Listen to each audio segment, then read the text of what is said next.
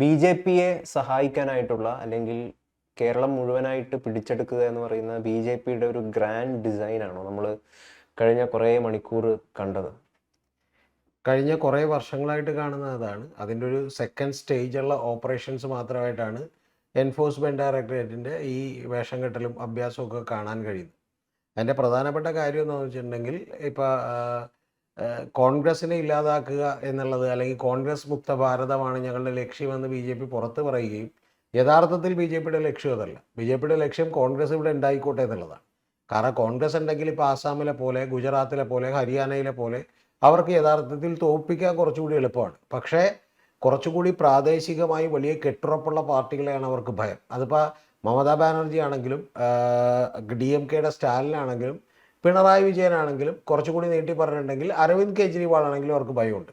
അതുകൊണ്ട് അരവിന്ദ് കെജ്രിവാളിനെ എങ്ങനെയാണോ അദ്ദേഹത്തെ തകർത്തത്, ആ തകർക്കാൻ വേണ്ടിയിട്ടുള്ളൊരു പ്ലാനും പദ്ധതിയും ഉണ്ടാക്കിയത്, അദ്ദേഹത്തെ ജയിലിൽ അടച്ചത്, ലാസ്റ്റ് ആ കേസ് കുഴപ്പമൊന്നും ഉണ്ടായില്ല, അത് വെറുതെ തമാശക്കെടുത്ത കേസാണെന്ന് പറഞ്ഞു. പക്ഷേ അദ്ദേഹത്തിൻ്റെ ജീവിതമോ അദ്ദേഹത്തിൻ്റെ പരാജയമോ ഇലക്ഷനിൽ തോൽവിയോ ഭരണമോ ഒന്നും തിരിച്ചു കൊടുക്കാനായിട്ട് ആർക്കും പറ്റിയില്ല. ഏതാണ്ട് അതുപോലെ തന്നെയുള്ളൊരു പദ്ധതി ഇവിടെ പിണറായി വിജയനും CPM-നും എതിരെ ഒരുങ്ങുന്നു. CPM-ൻ്റെയും പിണറായിയുടെയും കയ്യിലുള്ള ഒരു ഹിന്ദു വോട്ടുകൾ എന്ന് വിളിക്കാവുന്ന വോട്ടുകൾ ഇവർക്ക് കൈവശപ്പെടുത്തുക എന്നുള്ളത് മാത്രമാണ് ഇവരുടെ ഉദ്ദേശം. പക്ഷെ അത് ആകെ അടപടലം തകർന്നു. അതിൻ്റെ കാരണം എന്താണെന്ന് വെച്ചിട്ടുണ്ടെങ്കിൽ അരവിന്ദ് കെജ്രിവാളിൻ്റെ ആം ആദ്മി പാർട്ടി അല്ല CPM എന്നുള്ളത് ഇന്ന് മനസ്സിലാക്കിയൊരു ദിവസമാണ് എൻഫോഴ്സ്മെൻറ്റ് ഡയറക്ടറേറ്റ്, അതുപോലെ BJP. ഗ്രാൻഡ് ഡിസൈൻ അപ്പം നടന്നില്ല. ഗ്രാൻഡ് ഡിസൈൻ നടക്കുമായിരിക്കും, അവർ വീണ്ടും ശ്രമിക്കുമായിരിക്കും. അതായത് പെട്ടെന്ന് ഉപേക്ഷിച്ചു പോകുന്നൊരു പാർട്ടിയല്ല BJP, RSSും സംഘപരിവാറും ഒക്കെ. അല്ല, ഇപ്പം ഈ ഗ്രാൻഡ് ഡിസൈനിലെ ഇപ്പം ഈ പറയുന്ന ഈ ഗ്രാൻഡ് ഡിസൈനിൽ ഇപ്പം സമൂഹ മാധ്യമങ്ങളിൽ മുഴുവൻ എന്തൊരു ആക്രമണമാണ് CPM നടത്തിക്കൊണ്ടിരിക്കുന്നത് എന്നൊരു മോശം ഇമേജ് അവർക്ക് ലഭിക്കുകയും ചെയ്തിട്ടുണ്ട്. കാരണം എന്തിനാണ് ഭയപ്പെടുന്നത്? എന്തിനാണ്? നിങ്ങളുടെ കയ്യിൽ യാതൊരു തരത്തിലുള്ള തെറ്റും ഇല്ലെങ്കിൽ നിങ്ങൾ എന്തിനാണ് ഭയപ്പെടുന്നത്? ഇത്രയും ആളുകൾ ED വാഹനം അടിച്ചു പൊട്ടിക്കുന്ന എന്തിനാണ്?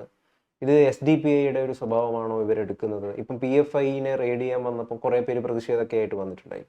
അതിനെക്കാട്ടിലും മാരകമായിട്ടുള്ളൊരു വെർഷനാണ് ഇപ്പോൾ ഇവർ കാണിച്ചിരിക്കുന്നത്. അപ്പം CPM അത്തരത്തിലുള്ള ഒരു അക്രമത്തിലേക്കൊന്നും ഒരുങ്ങി പുറപ്പെട്ടിട്ടില്ല. CPM ഇപ്പോൾ ഏറ്റവും ആദ്യമേ തന്നെ ഏഷ്യാനെറ്റിൻ്റെയൊക്കെ അബ്ജോദ് വർഗീസൊക്കെ എന്നിട്ട് പറയുന്നത് പിണറായി, അതായത് മറ്റേ പാണ്ഡ്യാല ജംഗ്ഷനിലുള്ള പിണറായിയുടെ വീടിൻ്റെ ഫ്രണ്ടിൽ നിരവധി ആളുകൾ, നാമമാത്രമായിട്ടുള്ള വിരലെണ്ണാവുന്ന ആളുകളാണ് വന്നു നിൽക്കണമെന്ന് പറഞ്ഞാണ് ആദ്യം റിപ്പോർട്ട് ചെയ്യുന്നത് ഏഷ്യാനെറ്റ്. കാരണം ഏഷ്യാനെറ്റിൻ്റെ കാഴ്ചയ്ക്ക് ചില പ്രശ്നങ്ങളുണ്ട്, കണ്ണിന് കുറച്ച് അസുഖമുള്ളതുകൊണ്ട് അങ്ങനെയാണ് ആദ്യം റിപ്പോർട്ട് ചെയ്തത്. പിന്നെ കുറച്ച് കഴിഞ്ഞപ്പോൾ അവിടെ ആളുകൾ കൂടിയപ്പോൾ ആളുകൾ അത് തടിച്ചു കൂടിയിരിക്കുന്നു എന്ന് പറഞ്ഞ് റിപ്പോർട്ട് ചെയ്തു. യഥാർത്ഥത്തിൽ എനിക്ക് വലിയ അത്ഭുതം തോന്നിയത് ജയ്ഹിന്ദ് TV മുതൽ മറ്റേ മീഡിയ വൺ വരെയുള്ള എല്ലാവർക്കും ഇത് കൊടുക്കേണ്ടി വന്നു. പിന്നെ ആക്രമണം ഉണ്ടായി എന്ന് പറയുന്നത് ശരിയാണ്. ഒരു വണ്ടി തിരിച്ച് പുറത്തേക്ക് ഇറങ്ങുമ്പോൾ അത് ഒരു പ്രവർത്തകൻ ഒരു വൈകാരികമായി പ്രതികരിച്ചു പോയതുകൊണ്ടുണ്ടായ ആക്രമണമാണ്. അല്ലാതെ അവിടെ CPM-ഓ അല്ലെങ്കിൽ CPM-ൻ്റെ നേതാക്കന്മാരോ ഒക്കെ തന്നെ അങ്ങനെ യാതൊരു ആക്രമണം ഉണ്ടാവരുതെന്നും ഞങ്ങൾ യാതൊരു കാരണവശാലും റെയ്ഡ് തടയില്ലെന്നും, പക്ഷേ ഞങ്ങൾ രാഷ്ട്രീയമായിട്ടുള്ള പ്രതിഷേധം ഉയർത്തുക മാത്രമേ ചെയ്യുള്ളൂ എന്നും, അതും ബേക്കർ ജംഗ്ഷനിലുള്ള പിണറായി വിജയൻ്റെ വീടിന് മുമ്പിലെത്തിക്കൊണ്ട് ശിവൻകുട്ടിയും അതുപോലെ തന്നെ ഗോവിന്ദൻ മാഷൊക്കെ കുത്തിയിരിപ്പെടുത്തുകയാണ് ചെയ്തിട്ടുള്ളത്. അല്ലാതെ അക്രമമൊന്നും ഉണ്ടായിട്ടില്ല. അത് മറ്റേ ഭയങ്കര സംഭവമായിട്ടൊന്നും കണക്കൂട്ടേണ്ട കാര്യമില്ല. കാരണം എന്താ, 193 കേസുകളാണ് ഈ കഴിഞ്ഞ 10 കൊല്ലത്തിനിടയ്ക്ക് എൻഫോഴ്സ്മെന്റ് ഡയറക്ടറേറ്റ് രാഷ്ട്രീയക്കാർക്കെതിരെ എടുത്തേക്കുന്നത്. അതും എല്ലാം തന്നെ പ്രതിപക്ഷ നേതാക്കൾക്കെതിരെയാണ്. ഈ പ്രതിപക്ഷ നേതാക്കൾക്കെതിരെ എടുത്തതിൽ ജാർഖണ്ഡിലെ 2 പേര് മാത്രമാണ് ഇതുവരെ ശിക്ഷിക്കപ്പെട്ടിട്ടുള്ളത്. വേറൊരാൾ പോലും ശിക്ഷിക്കപ്പെട്ടിട്ടില്ല. പകരം process it self is A punishment എന്നുള്ള നിലക്ക് അത് നീട്ടിക്കൊണ്ടു പോവുകയാണ് എൻഫോഴ്സ്മെന്റ് ഡയറക്ടറേറ്റ്. ഇനി ഒരു കാര്യം കൂടി പറയാം, എൻഫോഴ്സ്മെന്റ് ഡയറക്ടറേറ്റൊക്കെ സത്യം വന്നിട്ടുണ്ടെങ്കിൽ ഇപ്പം ആക്രമണമൊന്നും അവർക്കെതിരെ ഉണ്ടായിട്ടില്ല.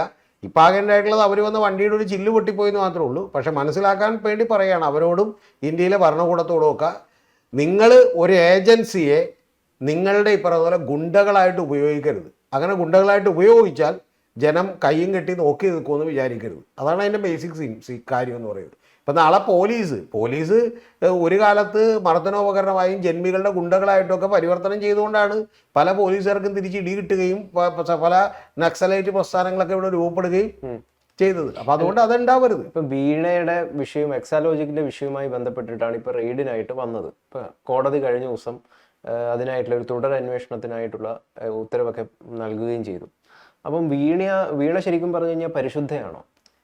വീണ പരിശുദ്ധയാണോ അല്ല എന്നൊക്കെ ഉള്ളത് രണ്ടാമത്തെ കാര്യം. താങ്കളുടെ ഒരു വിലയിരുത്തൽ. ഞാൻ പറയാം അതിലേക്ക് ഞാൻ പറഞ്ഞ കുഴപ്പമില്ല. ആ ചോദ്യത്തിന് ഉത്തരം കിട്ടാൻ നിങ്ങൾക്ക് വലിയ താല്പര്യമുണ്ട്, ഞാൻ പറയാത്. 39 പേജുള്ള ഒരു ഹൈക്കോടതിയുടെ ഓർഡറാണ്. ആ ഓർഡർ ഇപ്പോൾ എൻ്റെ ഫോണിലുണ്ട്. അതുകൂടാതെ അത്തരം കേസുകൾ CMRലുമായി ബന്ധപ്പെട്ട കേസുകൾ എത്ര തവണ നീട്ടിവെച്ചു എന്നുള്ളതും എൻ്റെ കയ്യിലുണ്ട്. ഞാൻ ചോദിക്കുന്ന ഒരു ചോദ്യം വളരെ ലളിതമാണ്. ഒരു വാദത്തിന് വേണ്ടി 1,72,00,000 രൂപ വീണ കൈക്കൂലി മേടിച്ചു എന്ന് തന്നെ വിചാരിക്കുക. ഞാൻ പറഞ്ഞാൽ ഓക്കെ, വാദത്തിന് വേണ്ടി അങ്ങനെ തന്നെ വിചാരിച്ചു, കുഴപ്പമില്ല. അങ്ങനെ 1,72,00,000 രൂപ ബാങ്കിലൂടെ ഒരു കരാർ എഴുതി ഉണ്ടാക്കി 2 കമ്പനികൾ തമ്മിലാണ് അവർ മേടിച്ചത്. അപ്പോൾ അത് കണ്ടെത്താനായിട്ട് ഇനി മറ്റേ റെയ്ഡും പരിവാരങ്ങളുടെ ഒന്നും ആവശ്യമില്ല. ഒന്ന് അവിടെ നിൽക്കട്ടെ. രണ്ടാമത്തത്, ഈ കേസ് ഉരുത്തിരിയുന്ന എപ്പോഴാണ്? ഇത് കഴിഞ്ഞ 2021 മുമ്പേ ഉള്ള ഒരു കേസാണ്. SFI അടക്കം നിരവധി ആളുകൾ, ഞാൻ തന്നെ ഇതിനെ സംബന്ധിച്ച് വീണക്കെതിരായിട്ട് 2 കൊല്ലം മുമ്പ് 3 കൊല്ലം മുമ്പ് ഞാൻ വീഡിയോ ചെയ്തിട്ടുള്ള ഒരാളാണ്. അപ്പോൾ അങ്ങനെ വീഡിയോ ചെയ്യുമ്പോൾ ആ സമയം മുതലുള്ള കേസാണ്. ആ സമയം മുതലുള്ള കേസിൽ ഡോക്യുമെന്റ് പിടിച്ചെടുക്കാൻ ഗൗതം പറയുന്നത്, ഗൗതത്തിന്റെ പേരിൽ ഒരു 3 കൊല്ലം മുമ്പ് ഒരു കേസ് ഉണ്ടാവുന്നു. ഗൗതത്തിന്റെ വീട്ടിൽ നിന്ന് ഡോക്യുമെന്റ് പിടിച്ചെടുക്കാൻ വേണ്ടിയിട്ട് എന്ത് ചെയ്യുന്നു, ഇപ്പോൾ വരുന്നു എന്ന് പറഞ്ഞാൽ അപ്പോൾ ഡോക്യുമെന്റ് ഒന്നും മാറ്റാൻ ഒരു സമയവും കിട്ടിയിട്ടില്ല. ഒന്ന്. ഇനി രണ്ടാമത്തെ കാര്യം, എൻഫോഴ്സ്മെന്റ് ഡയറക്ടറേറ്റിന് ഈ കേരളത്തിലും ഇന്ത്യയിലുമുള്ള മണി ലോണ്ടറിങ് പിടിക്കണമെന്ന് ആത്മാർത്ഥമുള്ള പ്രസ്ഥാനമാണെങ്കിൽ എങ്ങനെയാണ് സുവേന്ദു അധികാരി BJPയിലേക്ക് എത്തിയപ്പോൾ കേസ് മാറിയത്? എങ്ങനെയാണ് ഈ പറയുന്ന പോലെ എന്ത് ചെയ്തത്? മറ്റേ മഹാരാഷ്ട്രയിൽ 30,000 കോടിയോടൊക്കെയുള്ള ശരത് പവാറിന്റെ ഈ പറയുന്ന പോലെ അനന്തിരവൻ ഇപ്പൊ പാർട്ടി മാറിയപ്പോഴത്തേക്കും എങ്ങനെയാണ് അത് ഒഴിവാക്കപ്പെടുന്നത്? വീണ പരിശുദ്ധയാണോ? ഏതാ വീണ പരിശുദ്ധയാണോ അല്ലേ എന്നുള്ള അന്വേഷണം നടത്തി തെളിയിക്കട്ടെന്നേ. 1,72,00,000 രൂപ അവർ ലീഗലി ടാക്സ് അടച്ച് മേടിച്ചേക്കുന്ന ഒരു പണമാണ്. എന്തുകൊണ്ട് അത് അന്വേഷണം നടത്തിയിട്ട് ഇനി അടുത്തൊരു ചോദ്യം, വേറൊരു ചോദ്യം അങ്ങോട്ടുണ്ട്. ആ ചോദ്യത്തിന് ഉത്തരം പറ. അപ്പൊ PK കുഞ്ഞാലിക്കുട്ടി രമേശ് ചെന്നിത്തല പരിശുദ്ധനാണോ? അല്ല, ഒരു കാര്യം തിരിച്ചു അല്ല, അങ്ങനെയല്ല, അങ്ങനെ അങ്ങോട്ട് ഉരുളരുത്. താങ്കൾ ഇപ്പൊ എന്താണ് പറഞ്ഞത്? വീണ പരിശുദ്ധയാണെങ്കിൽ അന്വേഷിക്കട്ടെ. അപ്പൊ താങ്കൾക്ക് പോലും പരിശുദ്ധയാണെങ്കിൽ അല്ല, വീശ പരിശുദ്ധയാണോ അല്ലേ എന്നുള്ളത് അന്വേഷിക്കട്ടെ. എന്റെ ചോദ്യം തിരിച്ചുണ്ട്. PV എന്ന് പറയുന്ന PV ഇതിനകത്ത് പിണറായി വിജയൻ എന്ന് പറയുന്നുണ്ടല്ലോ. ഇതിൽ 2 പേര് പണം മേടിച്ചു എന്ന് സമ്മതിച്ചവരുണ്ട്. ആ 2 പേരുടെ പേര് പറയാൻ താങ്കൾക്ക് ഇതിന് മുട്ടുറക്കും. അതൊന്ന് PK കുഞ്ഞാലിക്കുട്ടിയാണ്, രണ്ടാമത്തേത് രമേശ് ചെന്നിത്തലയാണ്. എന്താ ഇവർക്ക് അന്വേഷിക്കണ്ടേ? എന്തിനാണ് നിങ്ങൾ ഈ പ്രഹസനം കാണിക്കുന്നത്?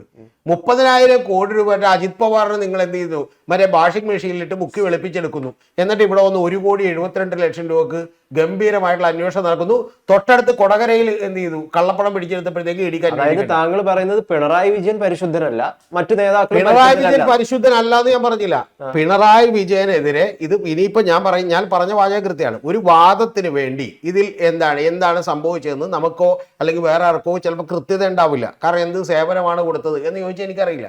അപ്പൊ സേവനം എന്ത് കൊടുത്താന്ന് കൃത്യതയില്ല. പക്ഷെ പ്രധാനപ്പെട്ട ഒരു കാര്യം, എൻഫോഴ്സ്മെന്റ് ഡയറക്ടറേറ്റ് BJPയുടെയും സംഘപരിവാറിന്റെയും ഒരു ഇലക്ഷൻ ഡിപ്പാർട്ട്മെന്റായി വർക്ക് ചെയ്യാൻ തുടങ്ങിയിട്ട് നാളുകളേറെയായി. അതുകൊണ്ട് അവരെ വിശ്വസിക്കാൻ കഴിയില്ല എന്നാണ് രാഹുൽ ഗാന്ധി അടക്കം പറഞ്ഞുകൊണ്ടിരിക്കുന്നത്. പക്ഷെ ഒറ്റ കുഴപ്പമുള്ളൂ, കോയമ്പത്തൂര് കഴിയണം പുള്ളി എന്ന് പറയണമെന്ന്.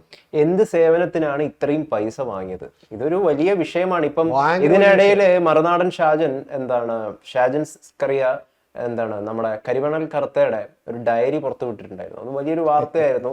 അതിൽ ആരൊക്കെ പൈസ വാങ്ങി എന്നതിനെ പറ്റിയിട്ടൊക്കെ കുറേയധികം കാര്യങ്ങൾ അദ്ദേഹം അതിൽ കൊടുക്കുകയൊക്കെ ചെയ്തിട്ടുണ്ടായിരുന്നു. കേരളം മുഴുവൻ ഞെട്ടിയിട്ടുള്ള ഒരു വാർത്തയായിരുന്നു അത്. ഞാൻ ഞെട്ടിയില്ല, കേരളം മുഴുവൻ എന്ന് പറയുന്നത് എന്റെ ഒഴിവാക്കി. അതായത് അത് വലിയൊരു റീച്ച് നേടിയൊരു സംഭവമായിരുന്നു. പലരുടെയും പേരുകൾ അതിലൊക്കെ ഉണ്ടായിരുന്നു. അപ്പോൾ ഇങ്ങനെയുള്ള കുറേയധികം വിഷയങ്ങളുണ്ട് സാർ. അപ്പം ഞാൻ അതുകൊണ്ടാണ് ചോദിച്ചത്, പിണറായി വിജയൻ എന്തിനാണ് താങ്കൾ ഇങ്ങനെ ഒരു തെറ്റും ചെയ്യാത്ത പരിശുദ്ധവാനായിട്ടുള്ള ഒരാളാക്കിയിട്ട് മാറ്റുന്നത്? അദ്ദേഹത്തിന്റെ കൈകളിൽ ഒരു കറയുടെ ഒരു ചെറിയൊരു ഇതുപോലും ഇല്ലാന്ന്. ഞാൻ അങ്ങോട്ട് ചോദിക്കുന്നത് അല്ല, താങ്കൾ അങ്ങോട്ട് ചോദിക്കുന്നു.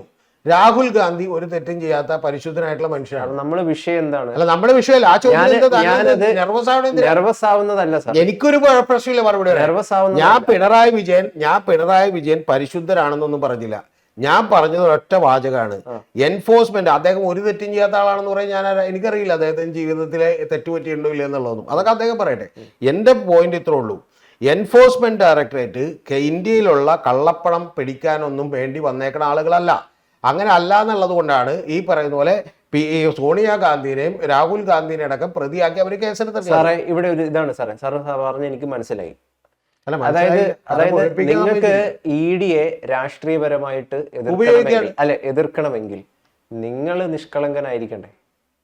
പിണറായി വിജയൻ എന്ന് പറയുന്നത് താങ്കൾക്ക് പോലും ഉറപ്പില്ല അദ്ദേഹം പരിശുദ്ധനാണോ. പല രീതിയിലുള്ള പ്രശ്നമുണ്ട്. അങ്ങനെയുള്ള ഒരാൾക്ക് പല രീതിയിൽ പ്രശ്നമുണ്ടെന്ന് ഞാൻ പറഞ്ഞില്ല. അല്ല, അങ്ങനെയുള്ള ഞാൻ ഒരാൾക്ക് പറയാത്ത ഒരു വാക്കും ഗൗതത്തിന്റെ ബുദ്ധി ഉപയോഗിച്ച് എന്റെ വായിൽ ശ്രമിക്കുന്നത്. അല്ലല്ല, ഞാൻ പറഞ്ഞ ഒറ്റ വാചകമുള്ളൂ. പിണറായി വിജയനോ വീണ വിജയനോ നിഷ്കളങ്കനാണോ അല്ലയോ എന്നുള്ളത് എന്നെ സംബന്ധിച്ച് സെക്കൻഡറി ആണ്. എന്നെ സംബന്ധിച്ചുള്ളൊരു കാര്യം എന്ന് പറയുന്നത്, ഈ പറയുന്ന അജിത് പവാർ എന്ന് പറയുന്ന ഒരാൾ, അദ്ദേഹത്തിനെതിരെ 30,000 കോടി രൂപയുടെ ആരോപണം മഹാരാഷ്ട്രയിൽ BJP തന്നെ ഉന്നയിച്ചുകൊണ്ടിരുന്നത്, തൊട്ടപ്പുറത്ത് അദ്ദേഹം സൈഡ് മാറി NDAയിലേക്ക് വന്നപ്പോൾ അത് ഒഴിവായി. ഹിമന്ത ബിശ്വ ശർമ്മക്കെതിരെ ഉന്നയിച്ചുകൊണ്ടിരുന്ന ആരോപണം ഒഴിവായി, കാരണം ഇപ്പോൾ BJPയുടെ മുഖ്യമന്ത്രിയാണ്. സുവേന്ദു അധികാരിക്കെതിരെ ഉന്നയിച്ചുകൊണ്ടിരുന്ന ആരോപണം നിങ്ങൾ എന്ത് ചെയ്ത് വിഴുങ്ങി. അപ്പോൾ എനിക്കൊരൊറ്റ കാര്യം പറയാനുള്ളൂ, നിങ്ങളുടെ ഉദ്ദേശം എന്ന് പറയുന്നത് ഇനിയിപ്പോൾ യഥാർത്ഥത്തിൽ ഒരു വാദത്തിന് വേണ്ടി 1,72,00,000 രൂപ എന്ന്, ഒന്നാമത്തെ അതൊരു വളരെ ചെറിയൊരു എമൗണ്ട് ആണ്, അതവിടെ നിൽക്കട്ടെ. ആ 1,72,00,000 രൂപ അങ്ങനെ വാദത്തിന് വേണ്ടി അതിൽ അഴിമതി നടന്നു സമ്മതിച്ചാൽ പോലും നിങ്ങളുടെ ഉദ്ദേശം എന്ന് പറയുന്നത് എതിർ രാഷ്ട്രീയ പാർട്ടികളെ തകർക്കാനുള്ള ഉപകരണമായി നിങ്ങൾ മാറിയിരിക്കുന്നു എന്നുള്ളതാണ്. എൻ്റെ പോയിന്റ് വളരെ ക്ലിയർ ആണ്.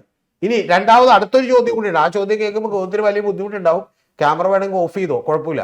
അതെന്താണെന്ന് വെച്ചിട്ടുണ്ടെങ്കിൽ ഇതേ ഇതിൽ തന്നെ പേരുള്ള ഷാജൻ പുറത്തു വിടുന്നതിന് മുമ്പേ ഇവിടെ ഇൻകം ടാക്സിന്റെ രേഖയിൽ അടക്കം വന്നിട്ടുള്ള ആളുകളുടെ പേരുകളുണ്ടല്ലോ. ആ പേരുകൾ ആരാ? ഒന്ന് PK കുഞ്ഞാലിക്കുട്ടിയാണ്, രണ്ടാമത്തേത് രമേശ് ചെന്നിത്തലയാണ്. ഇവർക്കെതിരെ ഒന്ന് അന്വേഷണം നടത്തണ്ട, അത് കുഴപ്പമില്ല.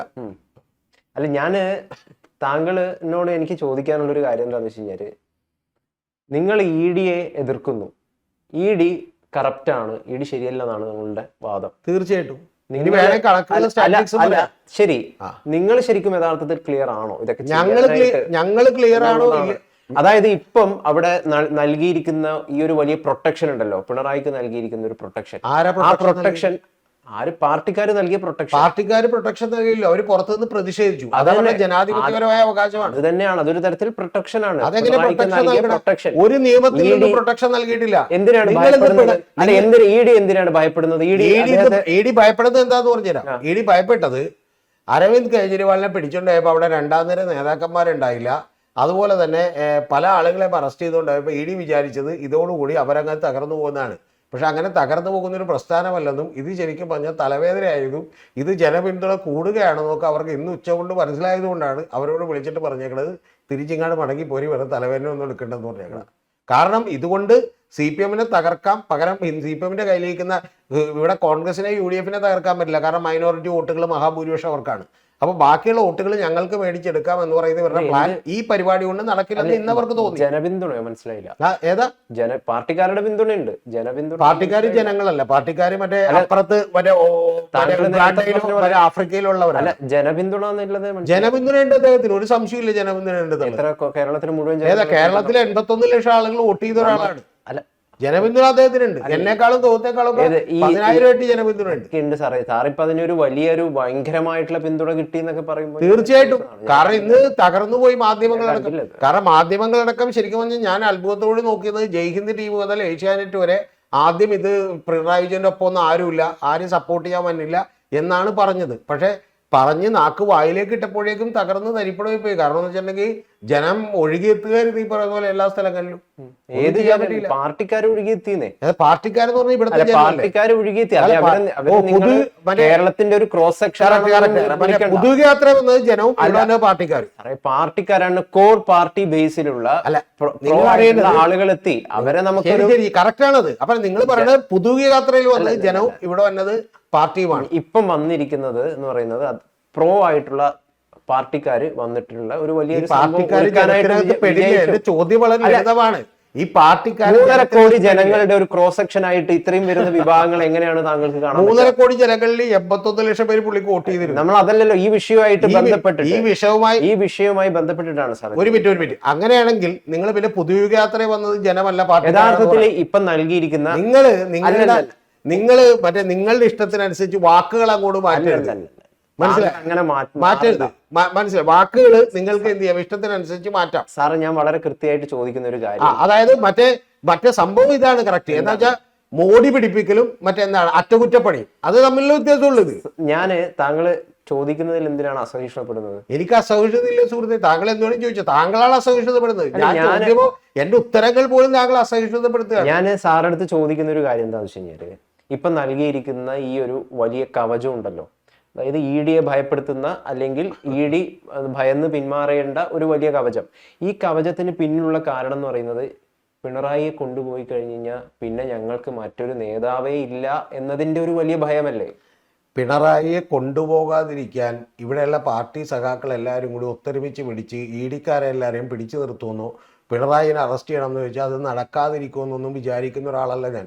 അങ്ങനെയല്ല കവചം എന്ന് പറഞ്ഞ്. കവചം ഒറ്റ കാര്യത്തിലേ ഉള്ളൂ. ആ കാര്യം എന്താണെന്ന് വെച്ചാൽ സാധാരണ അരവിന്ദ് കെജ്രിവാളിനെ അറസ്റ്റ് ചെയ്തപ്പോൾ അവിടെ നിന്ന് അരവിന്ദ് കെജ്രിവാളിൻ്റെ ആം ആദ്മി പാർട്ടിയുടെയും കയ്യിൽ നിന്ന് അവിടെയുള്ള മണികൾ ഒഴുകിപ്പോയി പുറത്തേക്ക്, അവരുടെ ജനപിന്തുണയും പോയി. പക്ഷെ അതുപോലെ ആയിരിക്കില്ല കേരളത്തിൽ എന്നുള്ള ഒരു പ്രതിച്ഛായയാണ് ഈ അണികളെല്ലാം ഒത്തുകൂടുകയും ഈ പറഞ്ഞ പോലെ പാർട്ടിക്കാരും അതുപോലെ ആളുകളും ഒക്കെ തന്നെ അഭിപ്രായം പറയുകയും ചെയ്തപ്പോൾ ഉണ്ടായത്. അതാണ് കവചമെന്ന് ഉദ്ദേശിച്ചത്. അല്ലാതെ പാർട്ടിക്കാരെല്ലാവരും കൂടി ചെന്ന് ഒരു റെയ്ഡ് തടസ്സപ്പെടുത്തിയോ? ആരെങ്കിലും ഒരു റെയ്ഡ് പോലും തടസ്സപ്പെടുത്തില്ല, അകത്തേക്ക് കയറാൻ പോലും ശ്രമിക്കില്ലെന്ന് നേതാക്കന്മാരെല്ലാം രാവിലെ പറഞ്ഞാണ്. സാറേ, ഞാൻ ഒരു സംശയമില്ല കാര്യത്തിൽ. ഇനി പിണറായി വിജയൻ അറസ്റ്റ് ചെയ്യണമെങ്കിൽ നിങ്ങൾക്ക് അറസ്റ്റ് ചെയ്യാം, യാതൊരു കുഴപ്പമില്ല. അറസ്റ്റ് ചെയ്താൽ അതുകൊണ്ട് CPM അങ്ങോട്ട് തകർന്ന് പോകുമെന്ന് പറയുന്നത് നിങ്ങളുടെ ചിന്താഗതിക്ക് ഒരു തെറ്റ്. താങ്കൾ പറയുന്നത് പിണറായി പരിശുദ്ധനാണെന്ന്. ഏതാ പരിശുദ്ധനാണ് പിണറായി? എന്തായാലും എൻഫോഴ്സ്മെന്റ് ഡയറക്ടറേറ്റിന്റെ അഭ്യാസത്വം കാണിക്കാൻ വേണ്ടിയിട്ടുള്ള ഒരു കാര്യവും അദ്ദേഹം ചെയ്തിട്ടുണ്ടെന്ന് ഞാൻ വിചാരിക്കുന്നില്ല. ഒന്ന്. രണ്ടാമത്തെ കാര്യം, എക്സാലോജിക്കിന്റെ പേരിലാണ് കേസുള്ളത്. അതിലെങ്ങനെ പിണറായി പെടുന്നത്? ഇനിയിപ്പോ എക്സാലോജിക്ക് ഒരു വാദത്തിന് വേണ്ടി നമ്മൾ സമ്മതിച്ചാൽ പോലും എക്സാലോജിക്കിന്റെ ഓണർ വീണ വിജയനാണ്. ലോകത്ത് എവിടെയെങ്കിലും കേട്ടിട്ടുണ്ടോ ഗൗതം ഒരു തെറ്റ് ചെയ്തു അപ്പൊ ഗൗതത്തിന്റെ പിതാവിനെയോ ഞാൻ തെറ്റ് ചെയ്തതിന് എന്റെ പിതാവിനെയോ വന്ന് അറസ്റ്റ് ചെയ്യാൻ പറ്റുമോ? എന്താണ് ഈ പറയുന്നത്? വീണയുടെ ഫാദർ എന്ന് പറയുന്നത് പിണറായി ആണല്ലോ. അതുകൊണ്ടെന്താ ഞാനൊരു കമ്പനി തുടങ്ങി, എന്റെ കമ്പനിയും വേറൊരാളുമായിട്ടുള്ള ഡീലിംഗിൽ ഒരു ഇല്ലിസിറ്റ് ഡീലിംഗ് ഉണ്ട് എന്ന് തോന്നിയിട്ടുണ്ടെങ്കിൽ എന്റെ മാതാവിനെ പിതാവിനെ അറസ്റ്റ് ചെയ്യണേ? എവിടെന്ന്? കരിമണൽ കടത്ത് എന്തിനാ വീണയ്ക്ക് പൈസ കൊടുക്കുന്നത്?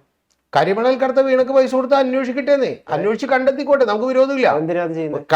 5 ലക്ഷം വീണ എന്ന് പറയുന്നത്, വീണയ്ക്ക് എന്തിനാണ് കരിമണൽ കടത്ത പൈസ കൊടുക്കുന്നത്?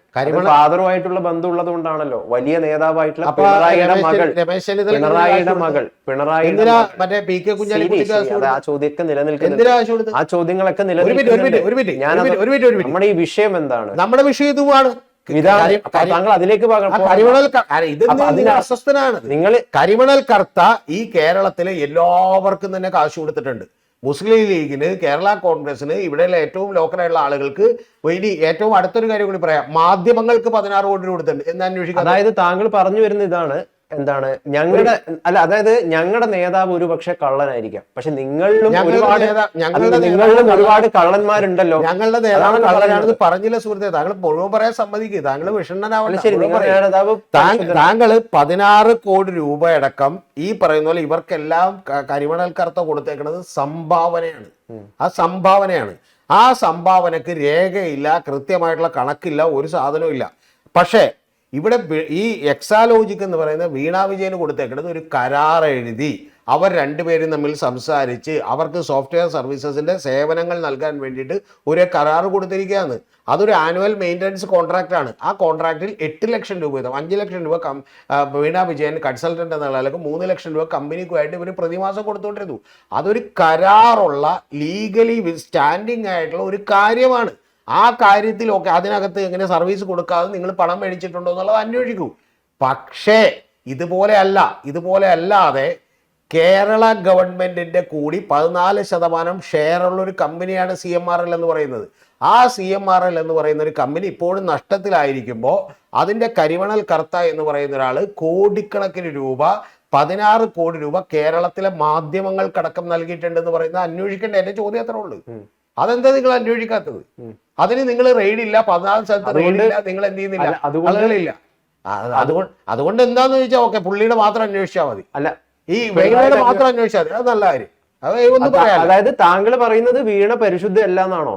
ഈ പരിശുദ്ധയാണോ പരിശുദ്ധയല്ലാന്ന് എന്ത് വാക്കാണ്? താങ്കൾക്ക് പോലും അത് കൃത്യമായിട്ട് പറയാൻ മനസ്സിലായി. ഞാൻ പറയുന്നത് അവര് ഒട്ടും കറപ്റ്റ് അല്ലാത്ത പറയുന്നു. ഇത് കറപ്റ്റ് ആണെന്ന് പറയണമെങ്കിൽ ഒരു അന്വേഷണം നടത്തി തെളിവ് നിങ്ങൾ ഹാജരാക്കണം. ഇനി രണ്ടാമത്തെ കാര്യം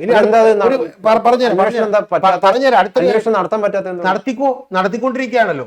2021 മുതൽ നടത്തിക്കൊണ്ടിരിക്കുകയാണ്. എന്തുകൊണ്ടാണ് സാർ അത്? എനിക്കറിയില്ല എന്തുകൊണ്ടാണ്. നിങ്ങൾ കേന്ദ്ര ഗവൺമെന്റിനോട് ചോദിക്കും. ഇപ്പൊ താങ്കളൊക്കെ പല ആളുകളെയും വിളിച്ച് ഇവിടെ ഇന്റർവ്യൂ ചെയ്യുന്നല്ലേ BJP ആളുകൾ, അവരോട് ചോദിക്കുന്നത് എന്താ നടപടി എടുക്കാത്തതെന്ന്. ഒന്ന്. ഇനി രണ്ടാമത്തെ കാര്യം ഗ്രാൻഡ് ഡിസൈൻ അതാണ്.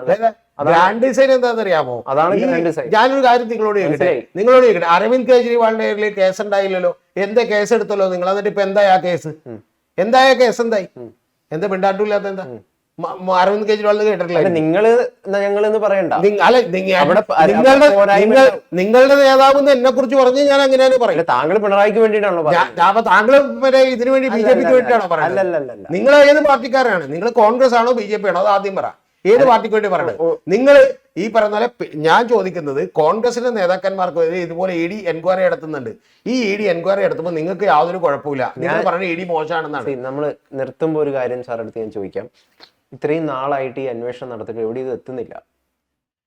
അതാണോ ഈ ഗ്രാൻഡ് ഡിസൈൻ? അതല്ല ഗ്രാൻഡ് ഡിസൈൻ. ഗ്രാൻഡ് ഡിസൈൻ എന്ന് വെച്ചാൽ ഇതില്ലാത്ത കാര്യത്തിൽ കൊടുത്ത് അന്വേഷണം നടത്തി ഇതുപോലെ പേടിപ്പിച്ച് CPM-നെ ഇല്ലാതാക്കാന്ന് വിചാരിച്ചു.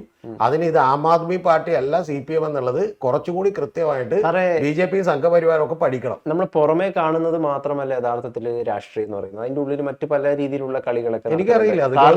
അതായത് സാറിനും അത് അറിയാവുന്ന ഒരു കാര്യമാണല്ലോ. ഇപ്പോൾ ഇവിടെ നമുക്കറിയാം, കഴിഞ്ഞ കുറെ ദിവസങ്ങളായിട്ട് വലിയ പാർട്ടി ഘടകങ്ങളിലൊക്കെ ഇദ്ദേഹം പ്രതിപക്ഷ നേതാവായി വരുന്നതിൽ വലിയ എതിർപ്പുകളൊക്കെ ഉയർന്നിട്ടുണ്ടായിരുന്നു. കുറേയധികം ആൾക്കാരൊക്കെ അത് പറയുന്നുണ്ടായിരുന്നു. അപ്പൊ അതിനെ മാറ്റിയെടുക്കാനായിട്ട് ഇപ്പൊ ഒരു രക്തസാക്ഷി പരിവേഷം, അതായത് പിണറായി ഉയർത്തെഴുന്നേറ്റിരിക്കുന്നു എന്ന് പറയുന്ന ഒരു ഇമേജ് അദ്ദേഹത്തിന് ലഭിച്ചു. അപ്പം ഗ്രാൻഡ് ഡിസൈൻ യഥാർത്ഥത്തിൽ വിജയിച്ചോ എന്നാണ് ഞാൻ ചോദിക്കുന്നത്. ഒരു 5 മിനിറ്റ് മുമ്പ് ഇതൊന്ന് റീവൈൻഡ് ചെയ്ത് ഗൗതം കാണണം. ഗൗതം പറയുന്നത് ജനപിന്തുണ അദ്ദേഹത്തിന് ഇല്ലെന്നാണ്. ഇപ്പൊ കുറച്ചു നേരം മുമ്പ് ചെയ്തെന്ന് പറഞ്ഞു ഒരു ഉയർത്തെഴുന്നേറ്റ് എന്ന് പറഞ്ഞൊരു ഇമേജ് കിട്ടിയെന്ന് പറഞ്ഞു. അത് തന്നെയാണ് ഇതിന്റെ മുഖ്യമായിട്ടുള്ള കാര്യം. ആ ഇമേജ് കിട്ടി എന്നുള്ളതാണ് ഞാൻ നേരത്തെ പറഞ്ഞു പോകുന്നൊരു കാര്യം. അല്ല ജനപിന്തുണ ആൾക്കുള്ള മീറ്റർ എന്റെ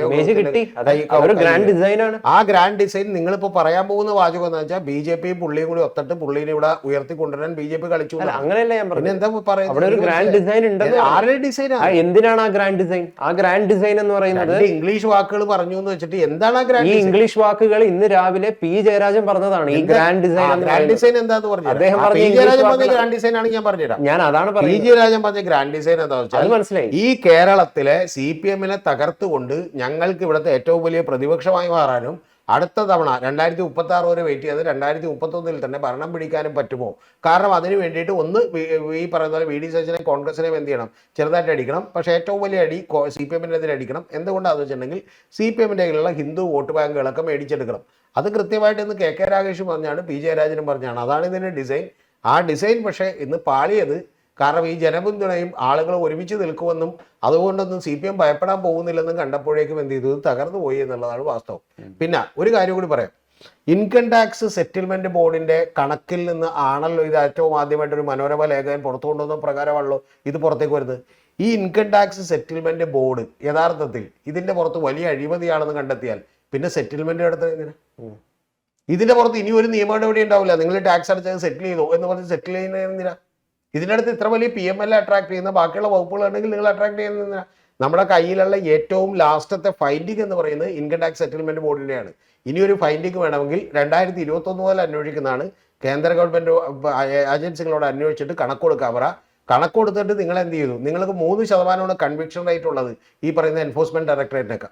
ഇത്ര പല്ലും നഖമുള്ള ഏജൻസിക്ക് 3% കൺവിക്ഷൻ റേറ്റ് ആണ്.